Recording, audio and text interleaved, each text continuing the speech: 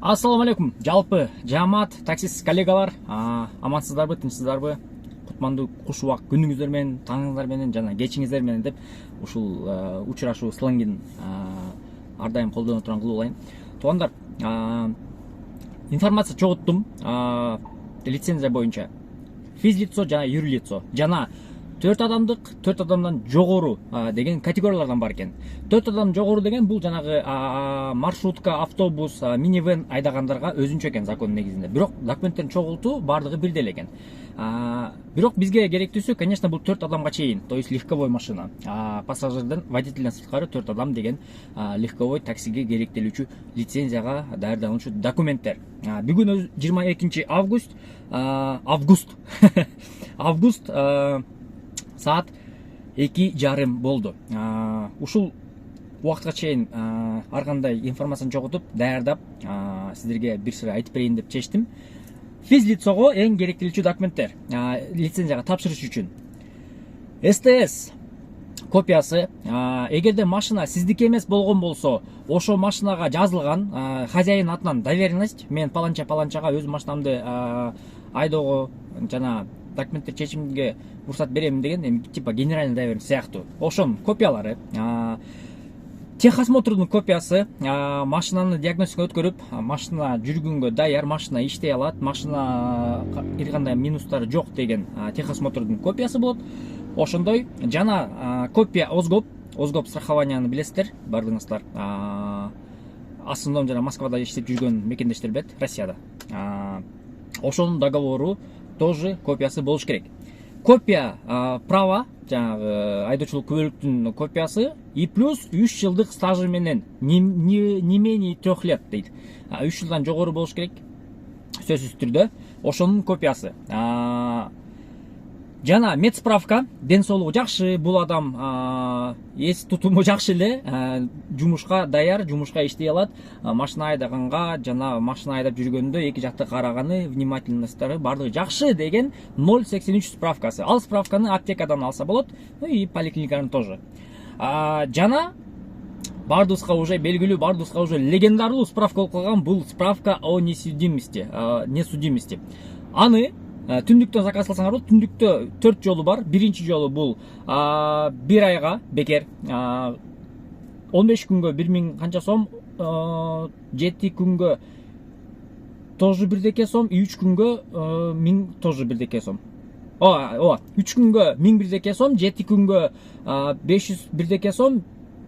Так, 7 күнгө, по-моему, 7 рабочий күнгө 196 сом и 1 айда бекер.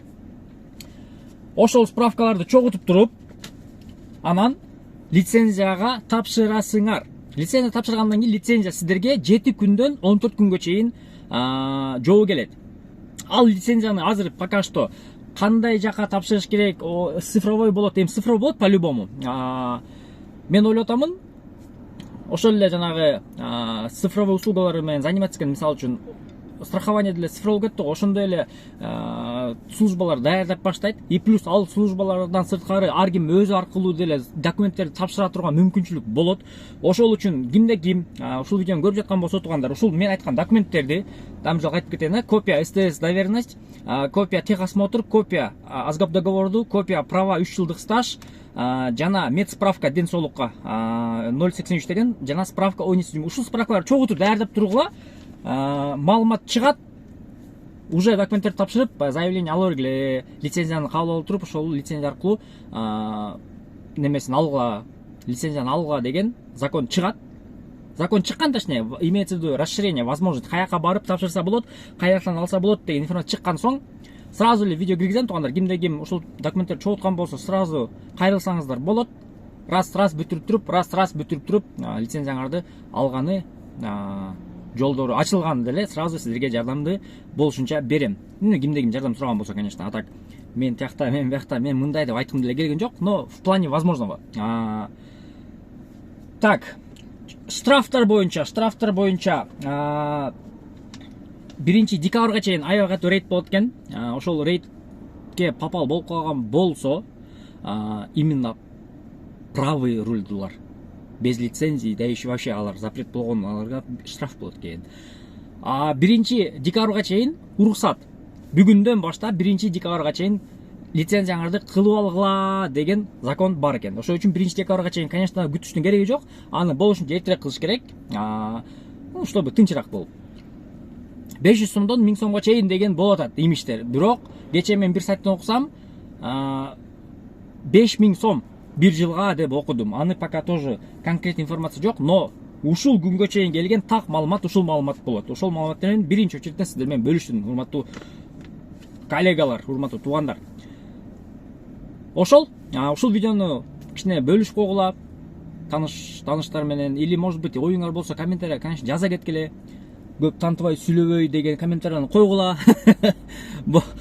Мен эми бир официалдуу бир телеканалда иштеп сиздерге мындай маалыматты берип, ошол маалыматты так сүйлөй турган жумушта эмесмин. По факту как она есть сүйлөп, как она есть түшүндүрүп атам по возможности. Мен түшүнгөндөр болгон болсо плюс коюп кичине колдоп койгула. Мен да жакшы эле түшүндүрдүм окшойт деген кичине эме да калайын. А то кирсем эле тантып сүйлөйсүң, тияктан бияктан эми. Что дано, то дано да. Ийгилик.